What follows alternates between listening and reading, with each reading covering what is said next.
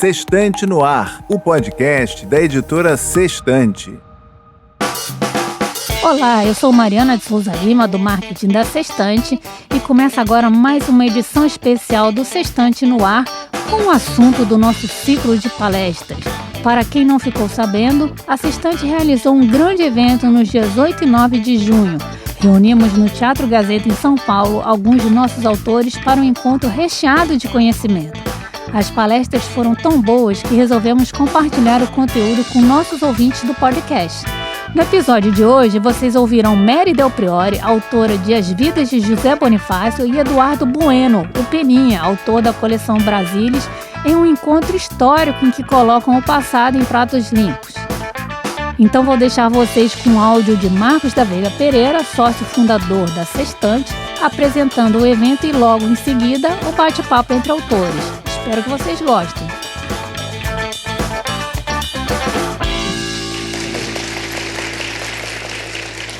Boa tarde a todos. Primeiro, dar as boas-vindas e agradecer a presença de vocês.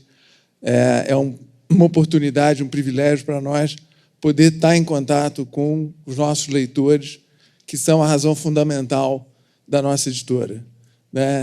Essa oportunidade de poder oferecer livros e autores de tanta qualidade, de tanto conteúdo, e ter esse poder de transformação das vidas, é o que a gente faz, é o que a gente tem paixão, é o nosso propósito, né? E ter esse dia, né, com esses autores e com os nossos leitores juntos é uma coisa muito única. A Sextante nasce disso, é uma editora que tem 21 anos e ela nasce da ideia de tornar o livro acessível, de ter uma contribuição. O instrumento Sextante que está ali é um instrumento de navegação, das pessoas procurarem o caminho. Quer dizer, quando a gente escolhe o nome da empresa, a gente pensa exatamente em que tipo de contribuição a gente quer dar. Então, a gente publica muitos livros de espiritualidade, de autoajuda, de negócios, de comportamento. E, muito recentemente, a gente começou uma linha nova, que é a linha Estação Brasil, é o selo Estação Brasil, e que trata dos temas da história do Brasil. E entender a história do Brasil é uma ótima maneira da gente entender o nosso futuro, né? A gente olhar para o passado, a gente olhar de onde a gente veio, e a gente poder pensar em que país a gente quer construir para frente. Eu me lembro muito, eu gostava muito de estudar a história. Eu era um bom aluno de história, e os meus amigos, eles diziam: mas por que você gosta tanto? Porque é uma decoreba. A gente tem que ficar sabendo um monte de data, e a gente tem que saber o nome dos reis, o nome dos... Enfim.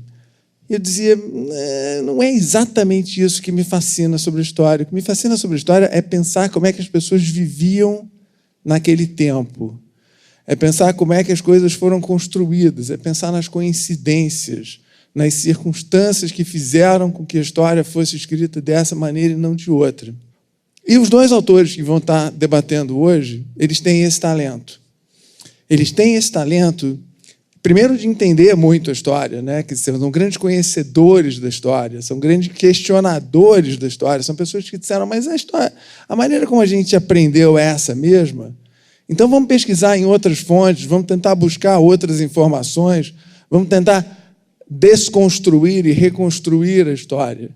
E aí, a brincadeira que o Eduardo me permitiu é que hoje a gente tem uma grande dama da historiografia brasileira, que é a Mary Del Priore, e que publicou conosco um livro extraordinário, que são As Vidas de José Bonifácio, que é um personagem importantíssimo do século XIX, do Segundo Reinado, enfim,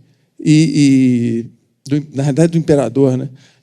E, de repente, a Mary vira e diz: deixa eu pesquisar um pouco mais, deixa eu entender um pouco mais a história desse personagem misterioso que some na Europa durante muito tempo, que a gente não tem tanta informação, que se autovaloriza e constrói a sua própria história.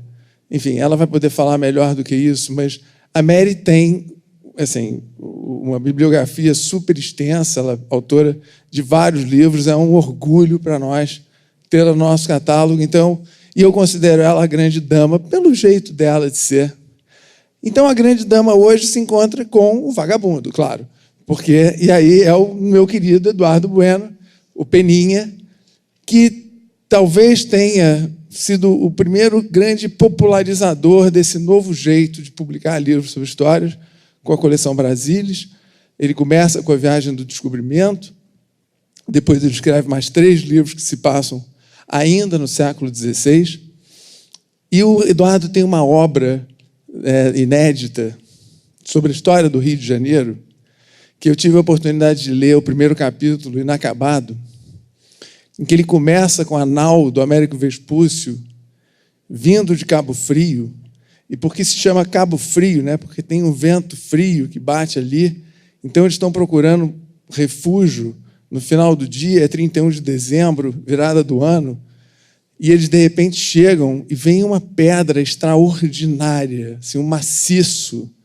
E esse maciço está envolto por uma nuvem, como se fosse um pão de açúcar.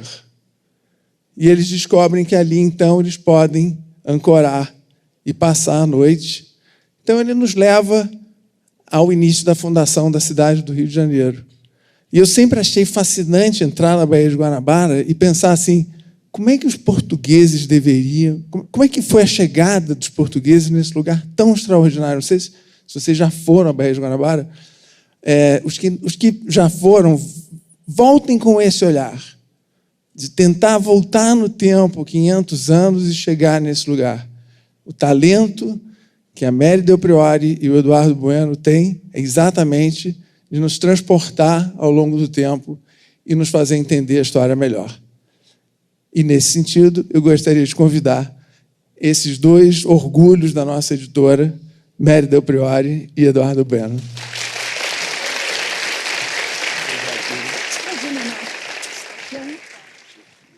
Que dizer depois de tudo isso, Mary? Essa é a Mary e eu sou o Eduardo. Mas se vocês quiserem, a gente pode trocar de papel. Essa coisa de identidade não está com nada, né, Mary? Você que o diga, né, Eduardo? Sim, ainda mais sendo gaúcho. Bom, acho que antes de tudo, né, Eduardo, saudar aqui os nossos amigos que vieram. Muito obrigada, a presença de todos. Grande prazer. Uma iniciativa da Sextante também que permite aos autores conversar com os seus leitores.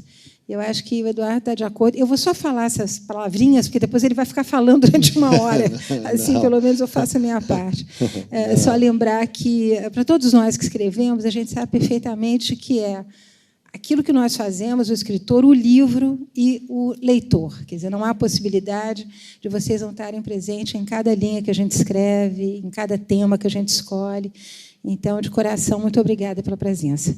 Com a palavra, Eduardo Bueno. Olha, é praxe qualquer convidado dizer que está muito feliz de estar presente num evento que nem esse. Mas, no meu caso, é extremamente verdadeiro por 3 motivos. Primeiro, está do lado da dama, Mary Del Priore, que eu venero, adoro, gostava já muito antes de escrever meus livros sobre história, por caminhos que depois você disse que vai contar, né?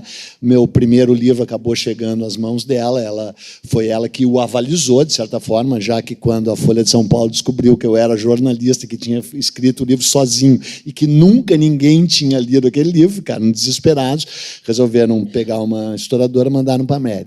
Então, para mim, está do lado dela, somos amigos há anos, é uma delícia. Segundo, eu sou um cara subserviente, servil e patronal. Adoro puxar o saco de patrão. E como o meu patrão está aqui, eu fico tão feliz de poder estar junto, poder servi-lo e tal, para depois ver se tiram alguma coisa por fora, né? Então, o Marcos da Veiga Pereira e tal, uma maravilha. E o terceiro motivo está relacionado a vocês, porque a gente está vivendo esse momento tão aparentemente sombrio no Brasil, achando que o país está recuando, que o país está num mau momento, e eu quero provar para vocês que não é assim, porque nós vamos falar bastante, a Mary, provavelmente do José Bonifácio, e vocês vão ver como o Brasil evoluiu do José Bonifácio para cá, porque o José Bonifácio era burro, era iletrado, ele não tinha lido nem aquele livro O Processo do Kafta, ele uma vez tentou fazer quanto era 30% de 100 barras de chocolate, falou que eram 3, uma vez ele era uma pessoa tão ridícula que uma vez ele apareceu no YouTube girando um guarda-chuva e cantando uma canção do Gene Kelly. Ele era tão imbecil, tão imbecil que ele achava que o nazismo era de esquerda, cara. Sabe? Então é uma coisa assim, realmente, né? Ele era um retrocesso, ele era uma pessoa realmente nefasta, desprezível. E aí, desde então, a gente evoluiu tanto e hoje temos no lugar dele ministros da educação brilhantes e pessoas que ocupam o mesmo cargo que ele ocupou, né, de chancelaria, né, caras geniais. Né? Então, o país, ao contrário do que vocês acham, evoluiu muito nesses 200 anos. A gente não precisa de pessoas desprezíveis como o José Bonifácio. Então, exposto, não tenho mais nada a dizer. Até logo, vamos embora. Olha, estamos vivendo tempos sombrios, né? Vinha conversando com a Nana, nossa editora aqui, que deve ter um monte de velho aí na plateia, né? Tem, né? Sempre tem velho nesses eventos, né? Assim, eu digo gente de mais de 40 anos, tudo idoso, né? Então, para essas pessoas, o ano 2000 não ia chegar nunca. Lembra? Eu tenho uma outra história pessoal que é um desvio, mas eu estou sempre fazendo desvios. Eu me lembro que eu rezava de joelhos na cama e dizia: Deus, ajude que os meus pais só morram quando eu for velho, quando eu tiver 22 anos. E juro, porque, sabe, era 21 mais 1, era assim, não ia chegar nunca, né? E eu pensava, eu vou ter 42 anos no ano 2000. Cara, eu vou estar de cadeira de rodas, imagina que coisa, imagina uma pessoa ter 42 anos, que horror, né? No ano 2000, mas talvez inventem uma tecnologia até lá que a pessoa consiga sobreviver além dos 42 anos. Pois o ano 2000 chegou e nós estamos praticamente em 2020. Se passaram 20 anos desde o ano 2000 e, de repente, a gente encontra o Brasil em 64. Em 64. Sabe? A gente viveu um retrocesso recente e não estou colocando em questão ideológica de esquerda e de direita, que a gente depois até pode falar de esquerda e direita, se vocês quiserem ainda, essa chatice. Né? Estou falando realmente num retrocesso intelectual. Claro que é político também, claro que está ligado a esse jogo trágico e essa divisão de esquerda e direita, mas estou falando num retrocesso intelectual, um retrocesso de postura, um retrocesso que nos atinge a nós que fazemos cultura, que escrevemos livros, que temos, bem ou mal, um vínculo até com o próprio Ministério da Educação. Né? Então, a gente está em 64 agora, tem que esperar até as diretas já em 84, que ainda faltam 20 anos, e aí perder a direta já. Aí temos 5 anos de governo Sarney, e depois termos a eleição do Collor, e saber que ainda faltam 30 anos, ou seja, em 2050, talvez a gente possa festejar o FH, imagina, de quem eventualmente falávamos mal. Né? Agora, um país se faz pelas pessoas que vivem nesse país. Um país se faz com cidadãos. Somos todos nós agentes históricos. Por isso que a gente tem que ter a plena consciência de que a história não é meramente uma disciplina que se aprende dentro da sala de aula, porque para a maior parte de nós, qual é a nossa ligação efetiva com a história com H maiúsculo, ou com I maiúsculo? Não, é com H a história, né? Ah, tá. Eu tenho dificuldades em português. Não, é uma piada, evidentemente, porque quando as pessoas perguntam, você é historiador? Eu respondo, sim, com I maiúsculo. Né? Se bem que eu tenho uma outra boa também, tem 3 boas nessa. Uma é o seguinte, as pessoas me perguntam, você é historiador? Eu digo, eu sou ex-jornalista, ex-escritor com EX hífen e ex-historiador com EX hífen também. Né? E tem ainda uma outra, que quando eu estou realmente em confrontos que, em geral, são inúteis, porque eu gostaria que fossem confrontos mais produtivos, esses de um jornalista escrevendo sobre história, o que significa isso, qual é o alcance, qual a ligação entre a obra de um jornalista e de um historiador de ofício, de fato. Né? Nunca consegui participar efetivamente desse tipo de discussão, porque sempre ou fugiram da discussão, ou foi uma discussão enviesada, não é? Mas, às vezes, quando eu estou em relativos confrontos, até porque eu não fujo de confrontos, sou analista de Bagé, né? Gosto da terapia do joelhaço,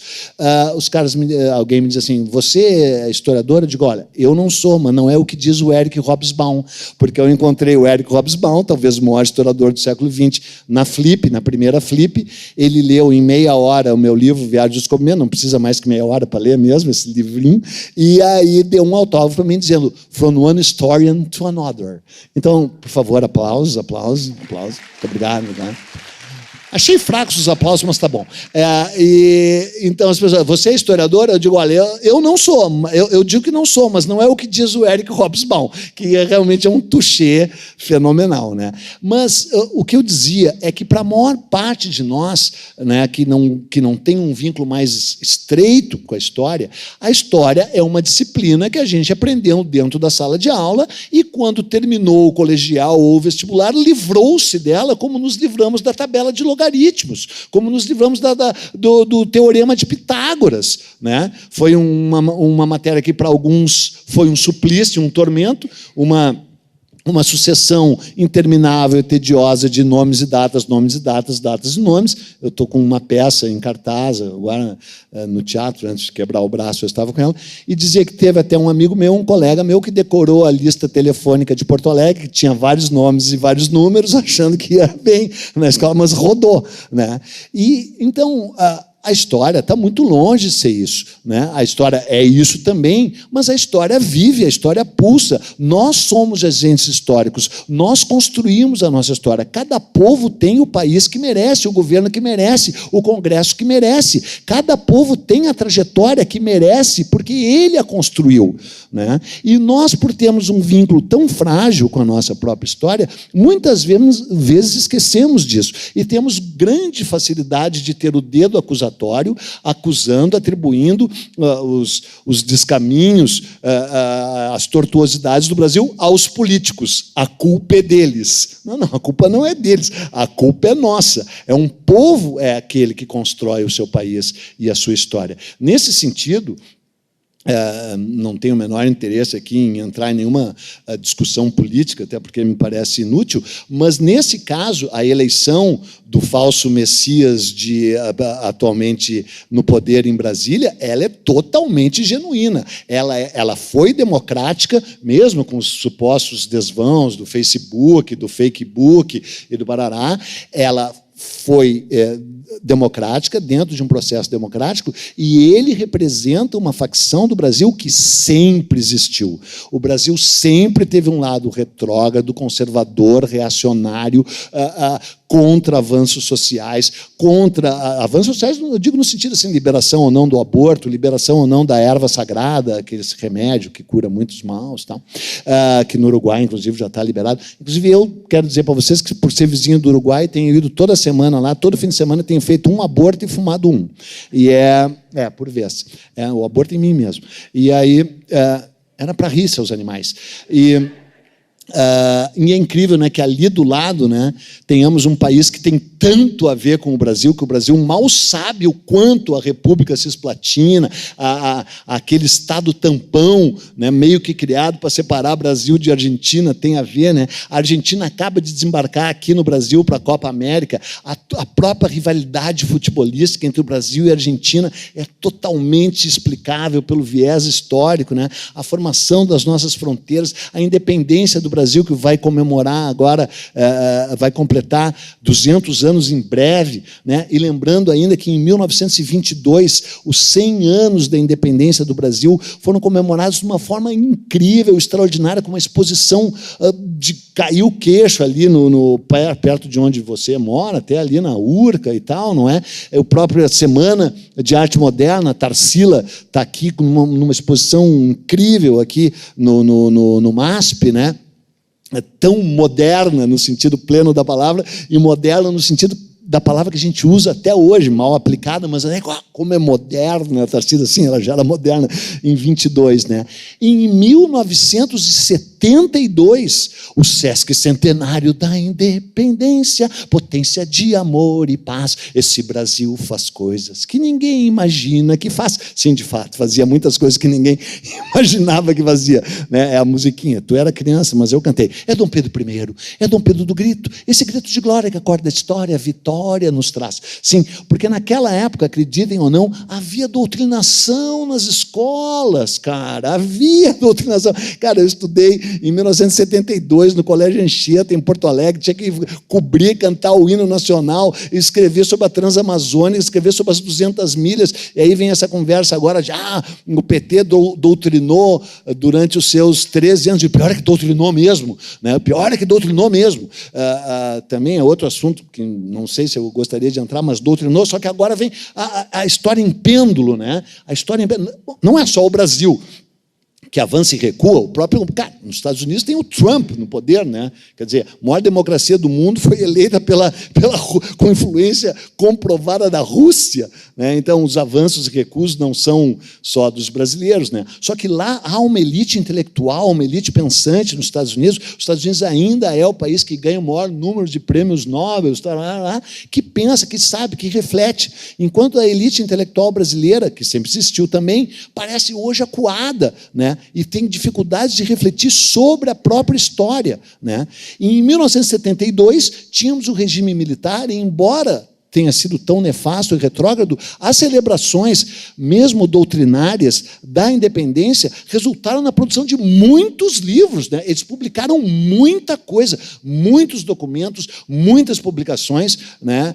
Independentemente da mini-copa, né? Eles fizeram uma mini-copa, talvez alguns de vocês mais idosos, como o Marcos, se lembre, o governo militar fez um mini mundial no Brasil e ainda conseguiu articular para que a final fosse Brasil e Portugal. Sensacional, né? A final foi Brasil e Portugal. O Brasil ganhou no final com um gol do Jairzinho aos 43...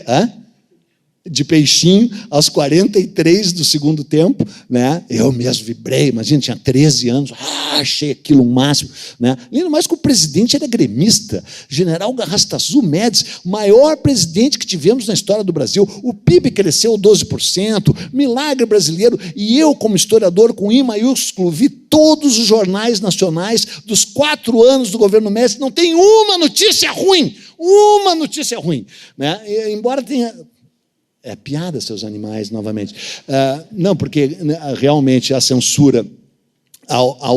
Cara, eu entrei no jornal Zero Hora em 1976 e você escrevia sua matéria, entregava para o editor de esportes, e o editor de esportes se dirigia até o censor, sentado dentro da redação, e que dava o seu aval ou não para todas as matérias publicadas em todos os jornais brasileiros, com a presença de um censor dentro da redação. O cara tinha cara, você olhava a cara do cara, que aliás era uma cara sempre macilenta, horrorosa, parecia uma bagana de cigarro apagada, assim, com um terno de advogado de porta de cadeia, mas não pior que aquele terno que eu tenho, que eu te falei.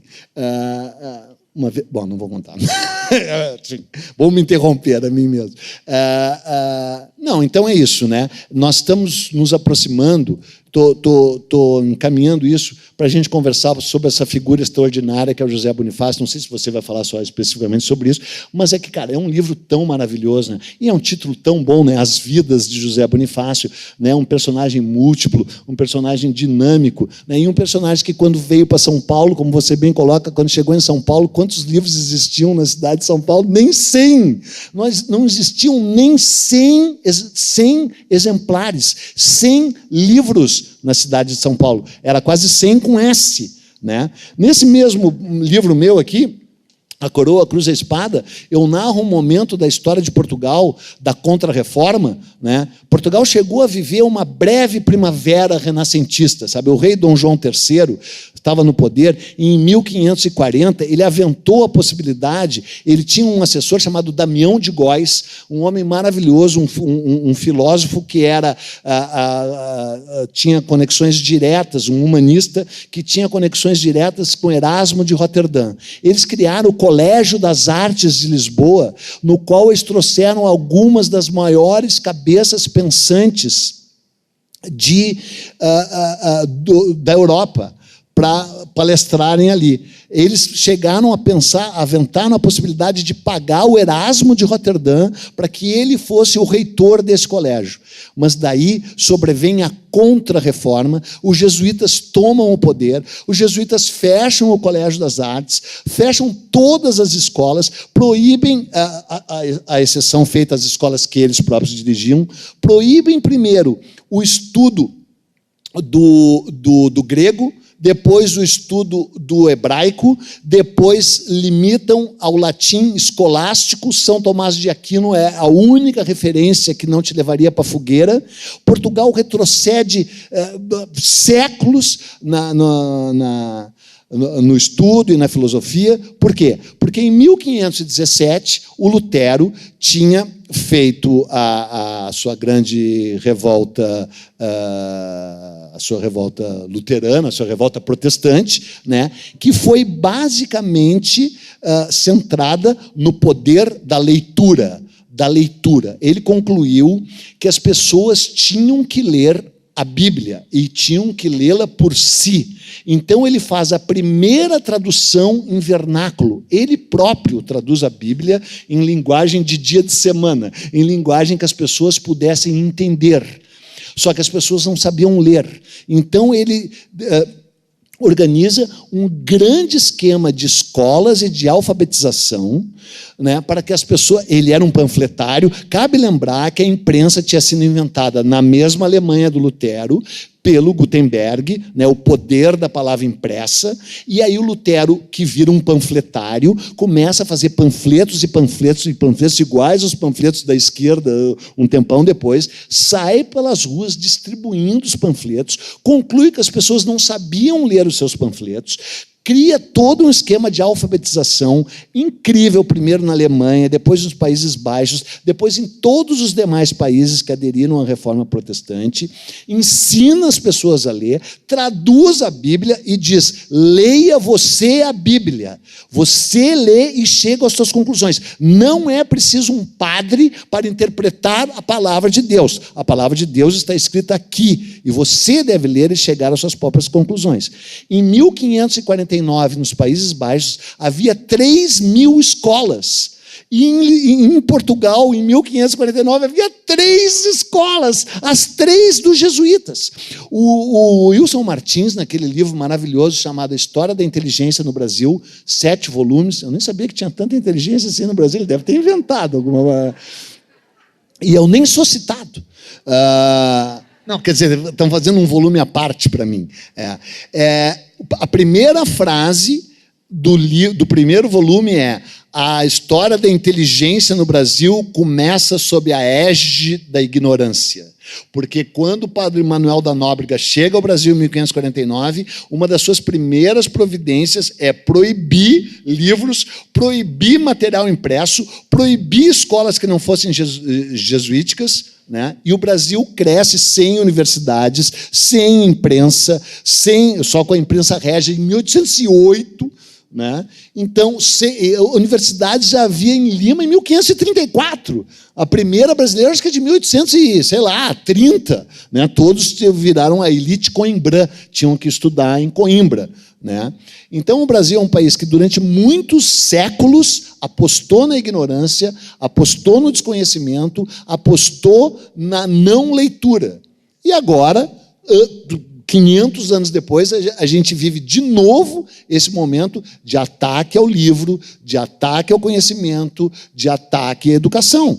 Né? Agora, um povo que permite que isso aconteça, merece que isso aconteça. Nós somos os responsáveis por isso, não eles. Né? E então, nesse livro eu conto essa história. Inclusive, esse livro é muito melhor que o da Mary. Se vocês tiverem dinheiro para comprar só um livro, eu sugiro que comprem esse. Custa R$ 49,90. Porque se vocês forem comprar os dois, vai dar R$100. É muito dinheiro. Então, comecem por aqui, que esse vem antes. Esse aqui é de e o dela já é de 1820. Né? Mas agora a gente vai dar uma chance para ela também tentar vender o livro dela. Obrigado, obrigado. Eu diria que ele escreve melhor do que ele fala. Isso ele é mais convincente ainda quando também, ele escreve. Se fosse pior, ia ser horrível, né? Nós temos uma história simpática. Eu não conhecia o Eduardo, jamais ouvira falar dele. Estava fazendo pós-doc na França e recebi da Folha realmente um material para analisar. Eu não sabia exatamente o que eles queriam fazer. Era uma época dos fascículos. Aliás, era um grande serviço que a imprensa prestava aos leitores. Fascículos de tudo, filosofia, história, enfim. E estávamos ali também perto das comemorações do achamento do Brasil.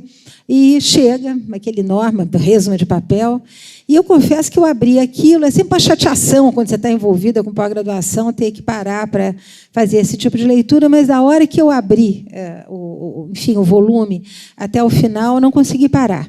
E eu vi que eu estava diante de uma grande pena, se vocês podem me permitir aí o jogo de palavras, peninha, porque ele escreve admiravelmente bem. Não tinha ideia de quem se tratava, obviamente, material anônimo, escrevi uma resenha extremamente laudatória, encorajando a publicação, e 2 dias depois recebo um telefonema da Folha para saber se estava tudo certo, se eu tinha mandado, eu tinha recebido.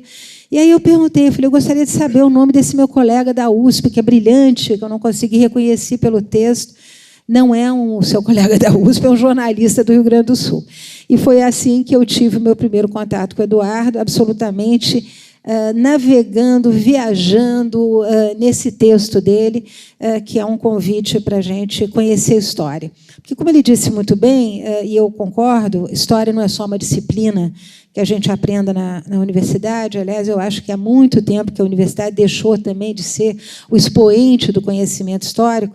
Basta dizer que os 2 maiores historiadores vivos e atuantes hoje no Brasil, que são o Alberto da Costa e Silva e o Evaldo Cabral de Mello, são 2 embaixadores aposentados que te recebem de pijama em casa e que estão fazendo aí livros que têm modificado... Que sorte que eles te receberam de pijama, porque a mim receberam pelados.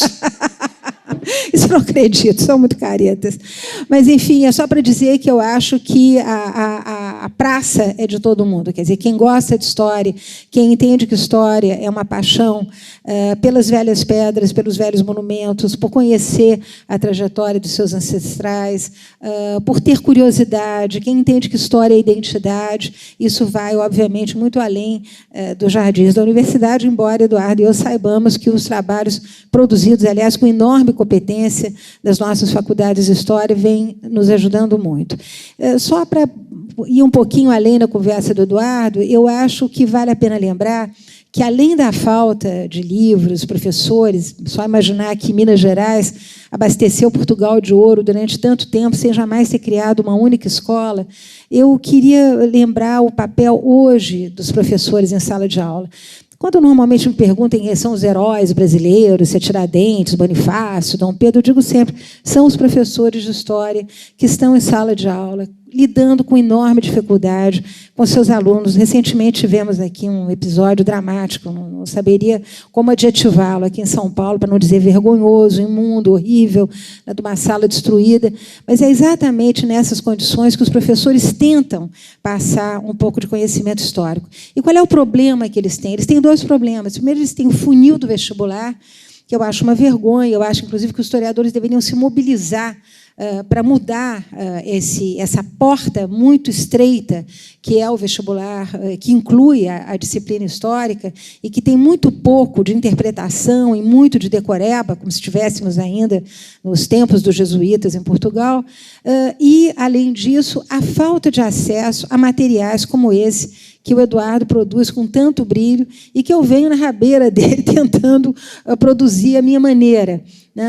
Eu acho que esse muro invisível da linguagem, e a gente esquece o quanto a linguagem pode ser pouco democrática, uma linguagem hermética numa tese, uma linguagem com muitas citações, uma linguagem que invoque só pensadores estrangeiros, é uma linguagem que afasta o leitor do conhecimento. Então, eu acho que o que vem sendo tentado por um grupo, sobretudo de jornalistas, eu quero lembrar aqui o Rui Castro, que é uma pessoa porque eu tenho maior admiração, o Caldeira, que eu acho um tremendo historiador. Então, existe um grupo de pessoas que está realmente querendo se fazer ouvir e querendo fazer com que os leitores comuns embarquem nessa viagem maravilhosa para o passado, que é a história do Brasil, que é uma história que tem inúmeros atores, não somos só nós aqui os atores da nossa história, mas os atores do passado eles têm essa peculiaridade de serem extremamente parecidos conosco, porque são atores que viveram dramas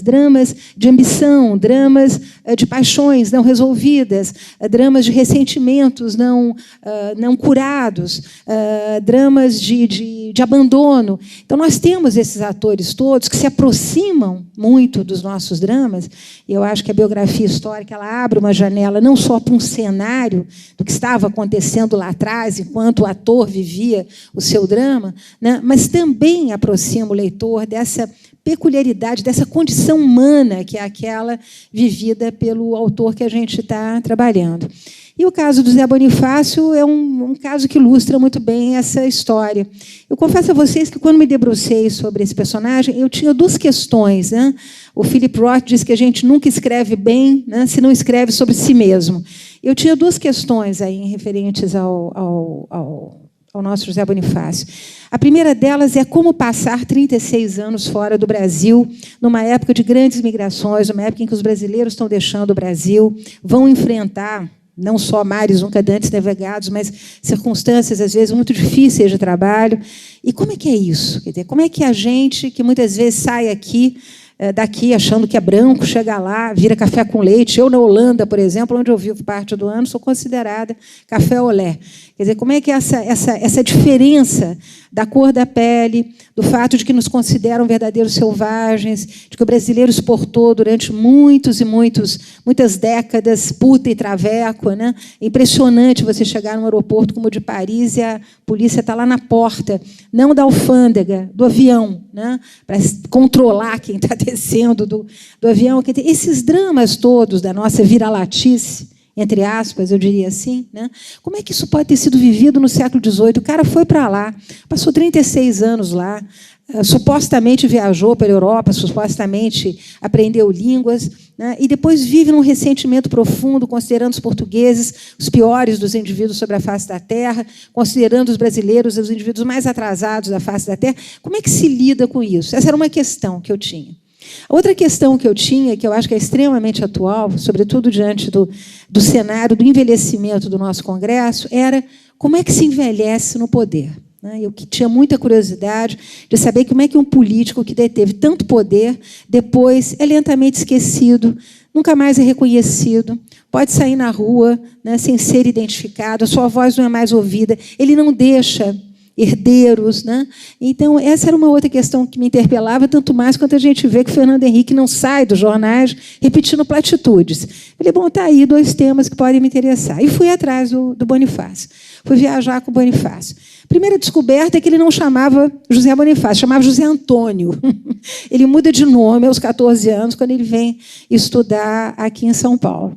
Uma outra descoberta importante é que sempre se lhe atribuiu uma família de fidalgos portugueses com muito dinheiro em Santos. Ora, Santos era um vilarejo pesqueiro com muito pouca atividade econômica, inclusive. Era uma mera passagem para São Paulo de Piratininga, que começava a bombar já no final do século XVIII. A riqueza desse estado, do que foi a capitania, depois a província, vem realmente de muito tempo atrás. Então, é esse percurso desse menino de uma família absolutamente decadente e muito mal vista, identificada como uma família de gente violenta. O pai dele, inclusive, não tem um determinado título outorgado porque ele comete faltas que o pudor cala, dizem os documentos de época. Ou seja, ele teria cometido tamanha barbárie, né, que não se ousava descrever que barbáries eram essas. Então, ele tem uma trajetória e aí ele fica num limbo. Sabemos que ele vem para São Paulo, diferentemente do que contavam os biógrafos, o Eduardo gentilmente mencionou, aqui ele não vai encontrar escolas, não vai encontrar bibliotecas, então ele está longe de ter a formação intelectual que lhe atribuem. Depois ele vai para o Rio de Janeiro, onde ele provavelmente foi recebido na casa de algum amigo, alguma relação familiar. Haviam muitos comerciantes portugueses instalados no Rio, ele muito provavelmente fez ali alguma iniciação, né, como caixeiro, ou coisa que o vale.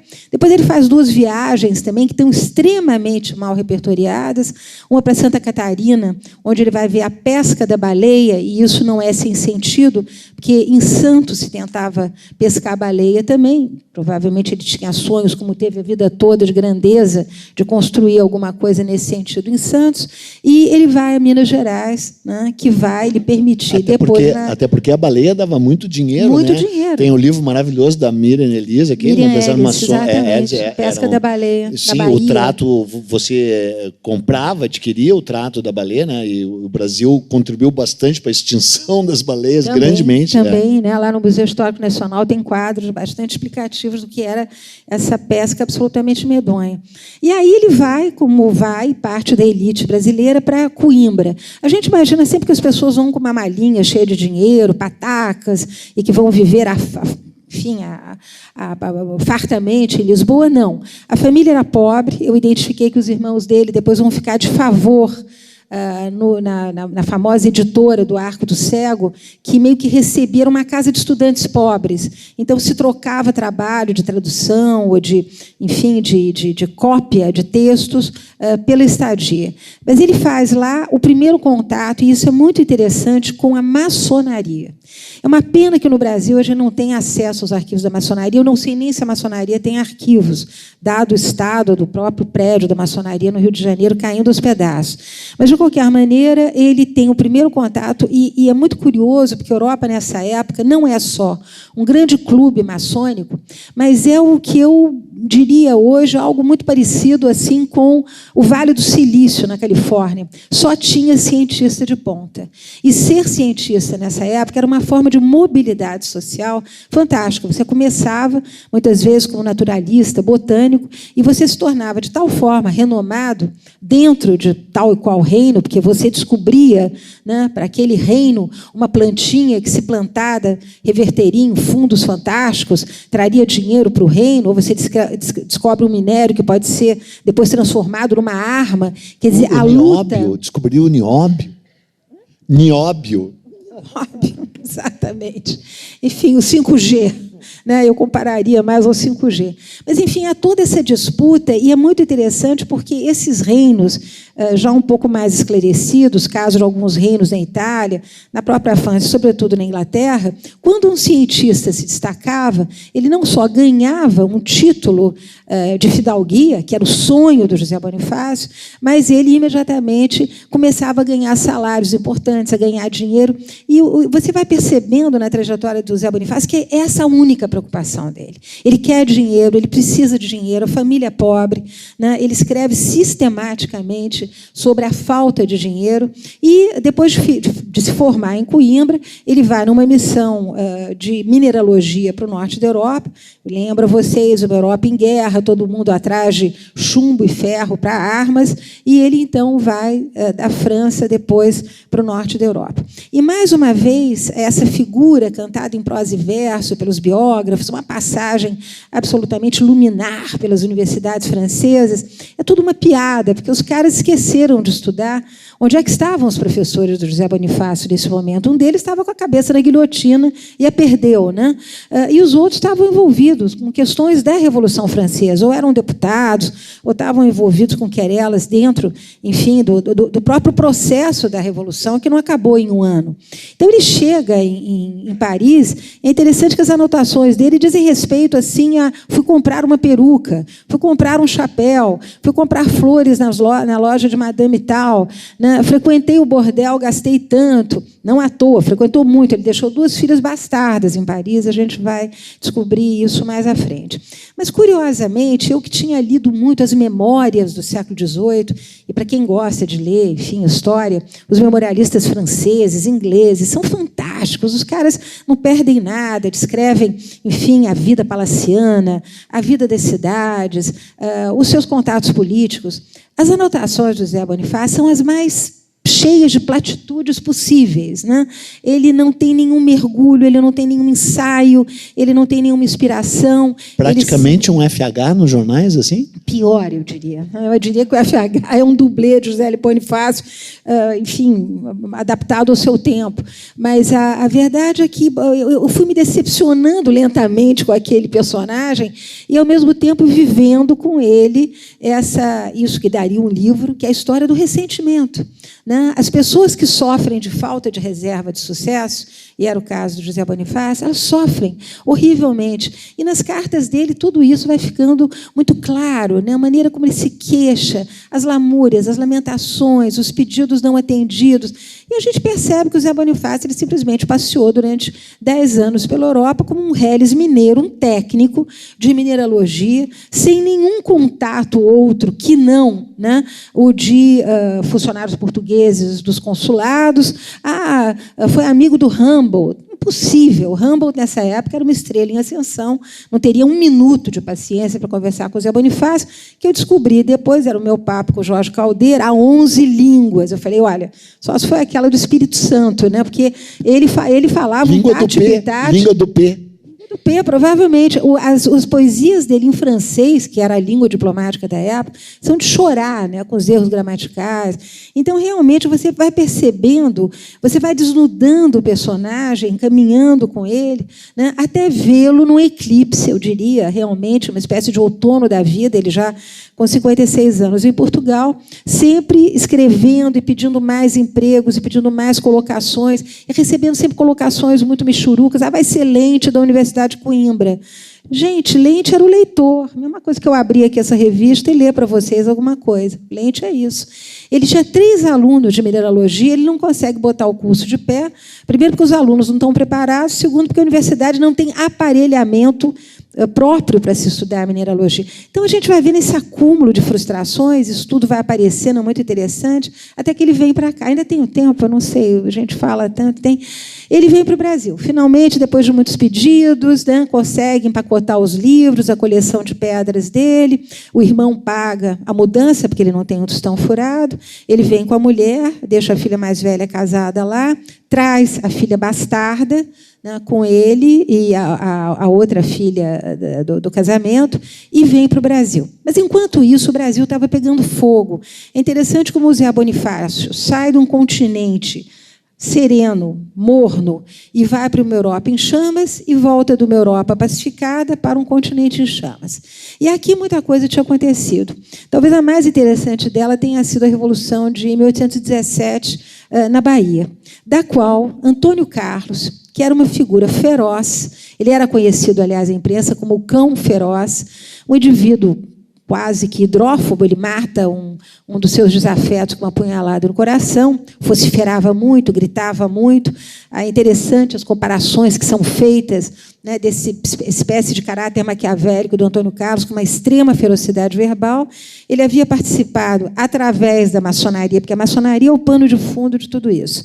Ele participa de 1817, é preso, tem um comportamento de vilão, porque, embora ele tenha participado de todas as reuniões, e muito provavelmente o texto do famoso Preciso, que é uma espécie de ato, de um texto de vitória de 1817, tenha sido escrito por ele, né, ele depois vai dizer que ele mal conhecia aquelas pessoas, ele tenta sair de fininho, bastante vexaminosa a aparição do Antônio Carlos nesse momento. Ele é preso, vai para a Bahia, debaixo de ferros, e, enquanto isso, Martim Francisco, também, que a gente conhece muito pouco, né, é considerado, né, pelo Tobias Barreto, acho muito interessante. O Tobias Barreto conta coisas horríveis sobre os Andrada, que eu nem botei no livro, com pena do José Bonifácio, no final, porque aí a coisa ia ficar realmente muito complicada.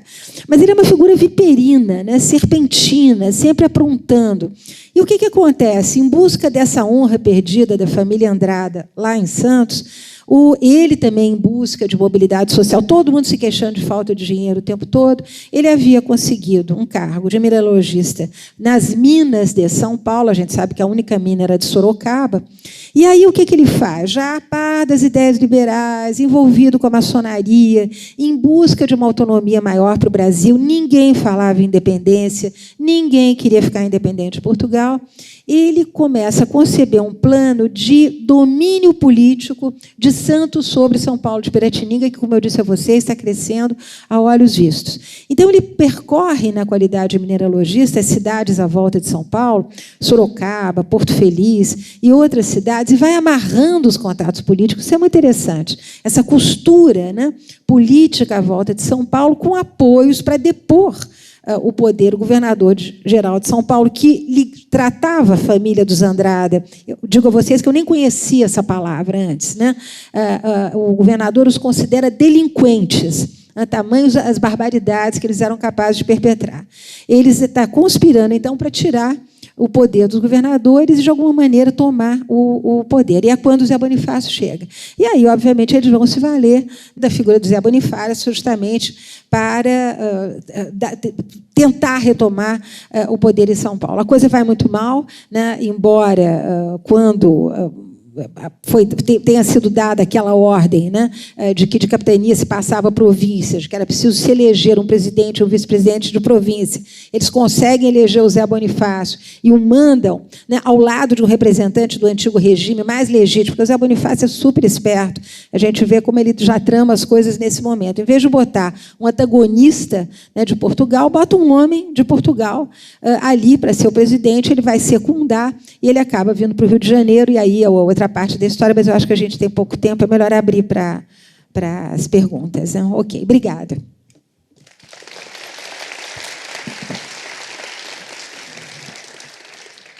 Bom, tem umas perguntas aqui. Não, mas espera aí, é o seguinte, quem quiser saber o fim do livro vai ter que comprar. Você fez muito bem em parar. Agora que estava começando a história, sério. Agora só quem comprar vai ficar sabendo. É isso mesmo. É um truque de marketing, né, Peninha? Assim, afinal, estamos aí para vender livro, né? Primeira pergunta aqui, a história de hoje do Brasil aprendeu alguma coisa com o passado? História atual? Quem responde é a América, a historiadora. Você é historiador, claro. mas sabe muito bem. Vai, fala. Se a história do Brasil aprendeu alguma coisa... Essa história de hoje do Brasil teve algum aprendizado do passado? A gente está aprendendo ou desaprendendo? Qual a história? É porque tem a história oficial, né?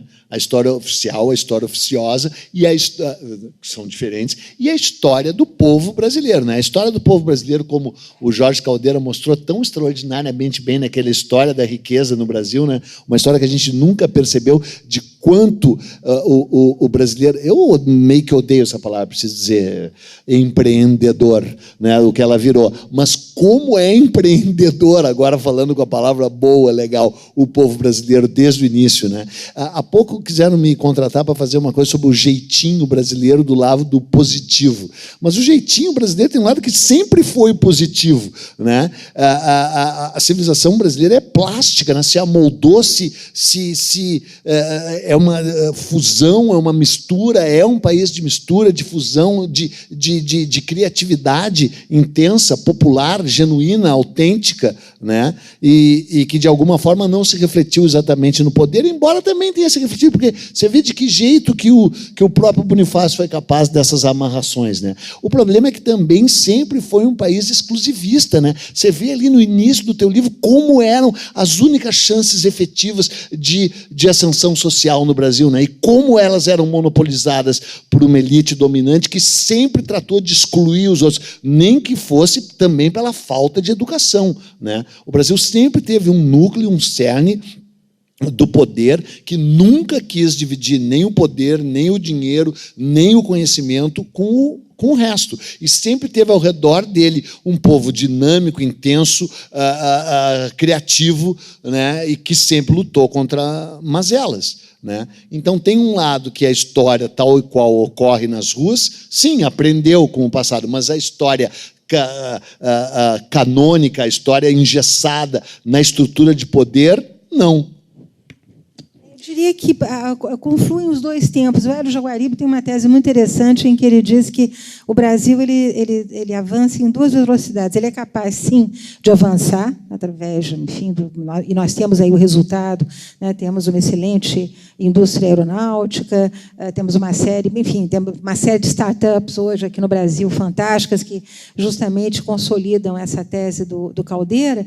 Mas nós temos também um tempo histórico que não é nenhuma novidade. Quer dizer, quando as pessoas hoje se surpreendem do Brasil ser um misto de ingenuidade com conservadorismo, e eu diria falta de formação cidadã, como você muito bem disse, isso vem de há muito tempo. Então, é esse caminhar de tempos entrelaçados, onde se avança e se recua, que é disso que é feita a nossa história, eu acho. Mary, por que as vidas de José Bonifácio no plural? Algum outro mereceria esse mesmo título? É que ele era espírita.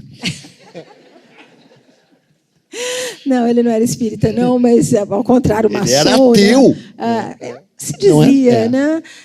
Mas eu não sei se era possível ser ateu, a tese do Lucien Febvre, né? No passado, se era possível ser completamente ateu.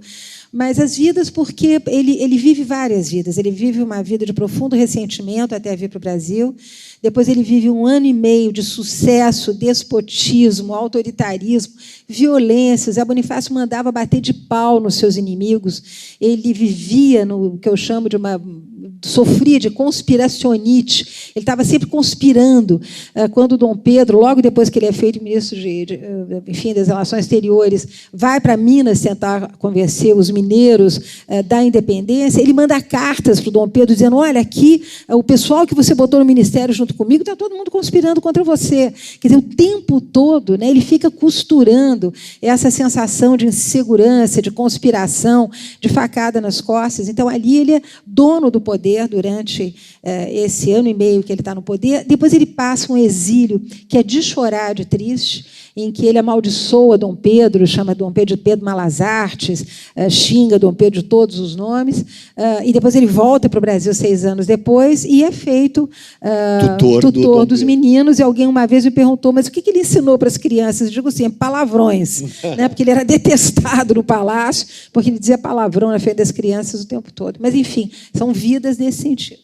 E só um pequeno parênteses, o teu livro e tudo, quem estuda a independência, né? Porque hoje a gente tem esse ambiente de tanta violência repugnante, tão doentio das redes sociais, né? Dessas ofensas permanentes nas redes sociais, mas quem estuda a história da imprensa no Brasil e o relacionamento pré-independência, durante a independência e pós-independência da imprensa brasileira, é inacreditável as ofensas, é impressionante. E como o Bonifácio participou disso, o próprio Dom Pedro I pode ser chamado de jornalista, a Isabel Lustosa, até o Hélio Viana, antes dela, tem aquele livro Dom Pedro Jornalista, a Isabel tem o livro Insultos Impressos, né? O Dom Pedro I escrevia, antes de ser Dom Pedro I e depois de ser Dom Pedro I, escrevia muito nos jornais, com muita violência verbal, com muitas acusações, o Bonifácio também, e aqui em São Paulo vivemos o episódio inacreditável do Líbero Badaró, né? Que era um jornalista de oposição que foi assassinado na rua Líbero Badaró e que resultou, de certa forma, até na própria abdicação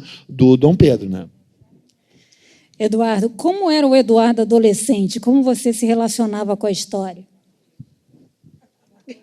Antes ou depois da erva mate? Alguém já falou aqui na plateia, eu não sei, que veio daqui. Antes ou depois de eu tomar chimarrão?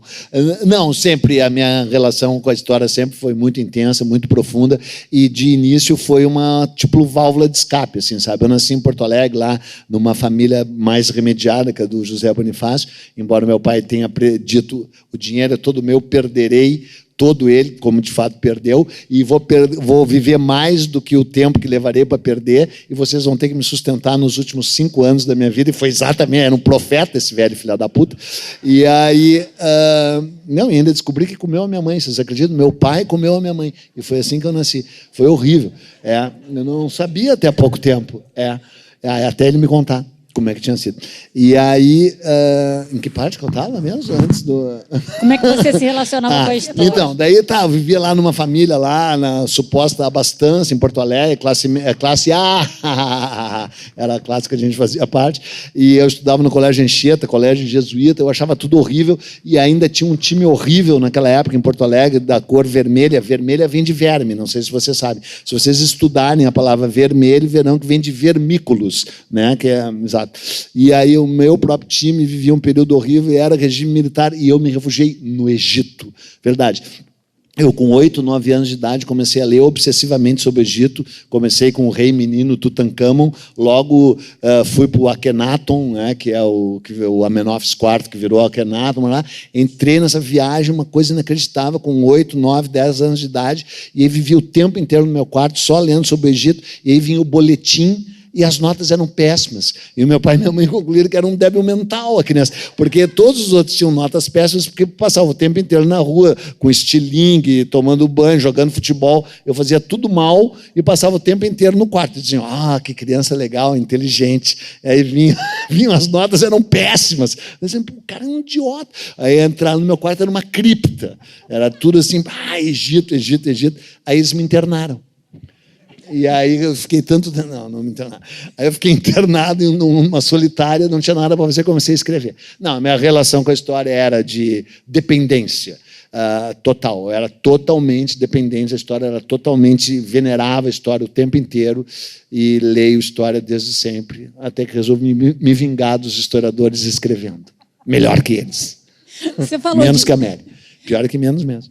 Você falou de rede social, mas hoje em dia você tem um canal super bem sucedido no YouTube. Você fala esse mal, é o outro. Esse não sou eu, esse é o outro, porque você sabe, as vidas de Eduardo Bueno. Quem tem é o Peninha.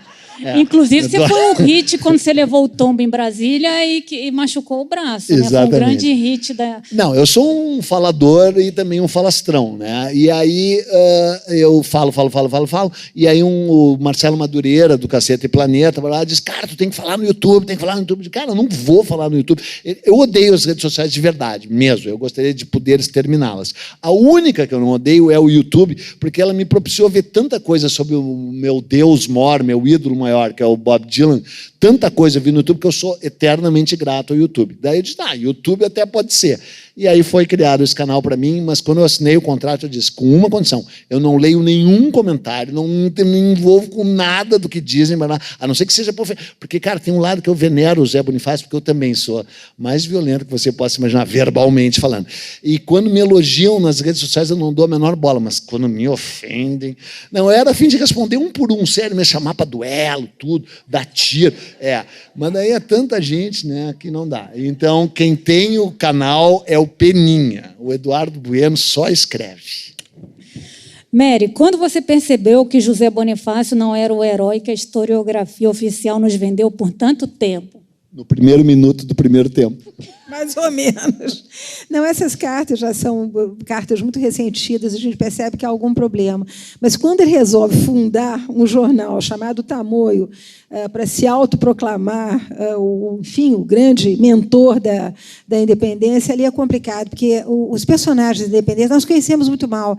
É um período que realmente a gente estuda com preguiça, porque tem muito nome, muita coisa, e a gente, então, se afasta. Mas são absolutamente figuras absolutamente geniais, né?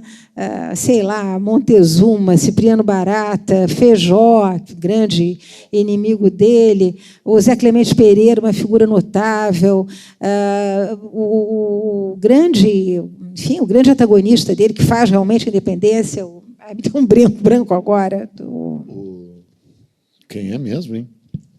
Cara, da maçonaria vermelha, alguém lembra aqui? É o Zé Clemente e ele. Ledo, exatamente. Ledo é uma figura absolutamente fascinante, absolutamente fascinante. E são homens da mesma envergadura do que ele. A gente fica achando que só o Zé Bonifácio estudou em Coimbra, só ele era inteligente. Não, são pessoas de uma grande envergadura intelectual. E nesse sentido, só um parênteses, pela vergonha de não ter lembrado do Ledo. O outro serviço que o Jorge Caldeira prestou ao Brasil, incrível, é aquela coleção Formadores do Brasil, né? No qual ele resgata os caras que são verdadeiros formadores do Brasil, como o Clemente Pereira, como o Gonçalves Ledo, que a gente ignora. Cipriano Barata, que dizia que não era possível fazer Constituição. Não, e ele dizia, como fazer uma Constituição sem incluir negros, pardos, mulatos, índios, quer dizer, enquanto as elites estavam pensando na sua Constituição, que acabou que vingando, né? Os próprios textos, Zé Bonifácio, sobre a escravidão, ou mesmo sobre os índios, são textos muito chupados daquilo que havia na época, quer dizer, nada é muito original, mas eu confesso que no final da vida dele, quer dizer, quando eu vou morrer com ele lá em Paquetá, ele com um câncer de estômago horrível e totalmente não reconhecido pelas ruas, dá uma pena tão grande. Quer dizer, o interessante é a gente se aproximar e viver dentro da pele desses personagens é que a gente depois sofre com eles também. Que conselho dariam hoje a um jovem historiador? Se mudar.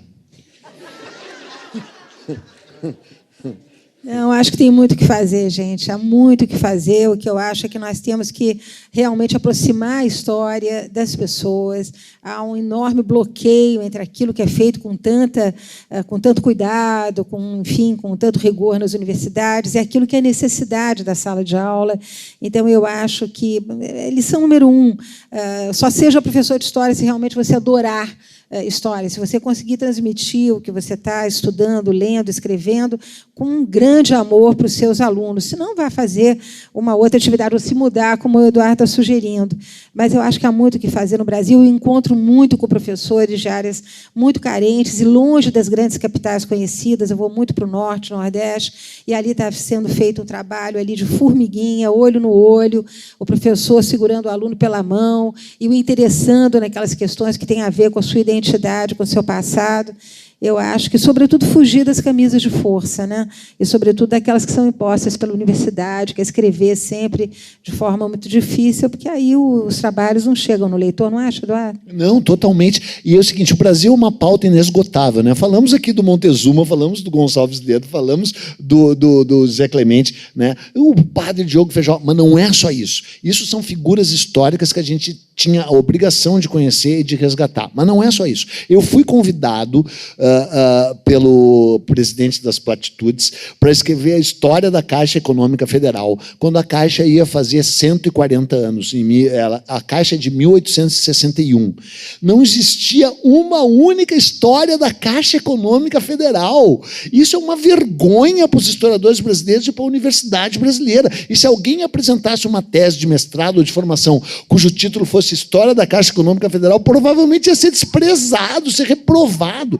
Depois eu fui convidado na mesma esteira para escrever a história das loterias no Brasil. E não havia história da loteria esportiva no Brasil. Ninguém tinha escrito a história da loteria esportiva no Brasil e mal tinham escrito a história das loterias. Depois, Paulo e eu, minha mulher, fomos convidados pela Anvisa para escrever a história da propaganda de medicamentos no Brasil, que é uma história fascinante. Aquele desbanho que você fez, maravilhoso. Então, um outro livro pela Kimberly Clark, essa aí, é a história da higiene pessoal no Brasil.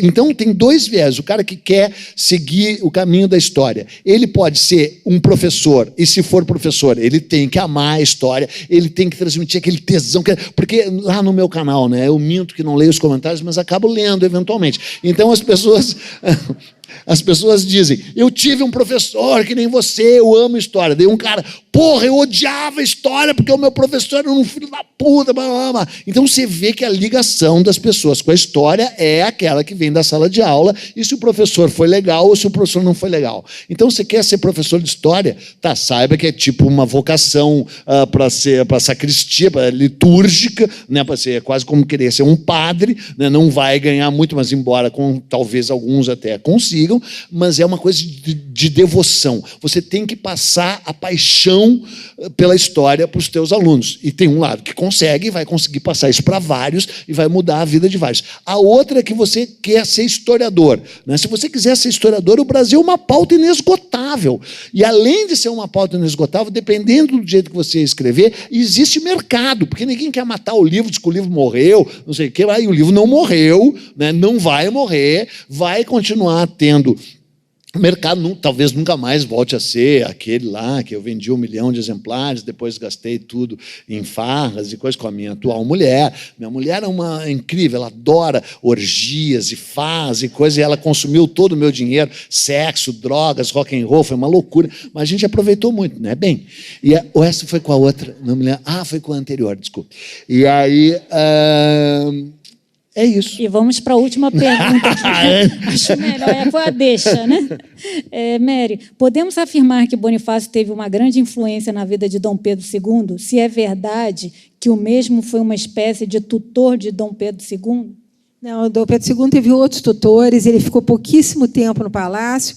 Tinha grandes antagonistas no palácio, talvez a principal era da dama, que era a aia dos meninos. O palácio que você se refere é esse que vocês botaram fogo aí? Exatamente, foi embora agora, enfim, fumaça. Mas não, ele ficou muito pouco tempo e ele era acusado sistematicamente de usar a posição dele de tutor para fazer política. Como nós estamos encerrando, o que eu estou imaginando, eu só quero, gente, apresentar para vocês, tem aqui hoje um editor que fez a gentileza, enorme generosidade, de me dedicar ao primeiro número dessa revista. Mas ele está aqui. Quer levantar, por favor, Débora? É uma revista sobre leitura, escrever. Né? Ele se inspirou numa revista americana, são 2 revistas americanas que existem há mais de 150 anos, onde só se lê sobre livros de história. Então, o Escrever é uma revista para aqueles que gostam de história ou de romance histórico, dedicada aos autores envolvidos com romance histórico, com história, e que merece todo o nosso apoio. Né? Vamos ler as revistas que tratam também dos livros que a gente escreve. Então, parabéns que o nosso editor aqui. Legal, falou. Gente, o anti-jabá do Peninha, antes dele sair do pau, o canal dele é Buenas Ideias. Tem um programa Buenas de muito Ideias. Sucesso, não vai cair no Enem. Estou fazendo aqui esse jabá para ele. E eu faço uns episódios com nudes também, vocês vão adorar. Não, o canal é bem legal mesmo. Você não tem um canal também, não tem? Não? A Mary tem blog, tem as redes sociais dela de muito sucesso, e sugiro que todo mundo acompanhe também. Tá bom, olha, muito obrigado, legal, e é isso aí. Falou. Vocês acabaram de ouvir a palestra Colocando o Passado em Pratos Limpos com Mary Del Priore e Eduardo Bueno, um conteúdo extraído do 2º ciclo de palestras Sextante. Eu sou Mariana de Souza Lima e encerro agora mais essa edição especial do Sextante no Ar. Ficou alguma dúvida? Quer mandar alguma sugestão ou comentário? Escreve pra gente, envie um e-mail para o sextantenoar@sextante.com.br. Aguardo vocês no próximo podcast.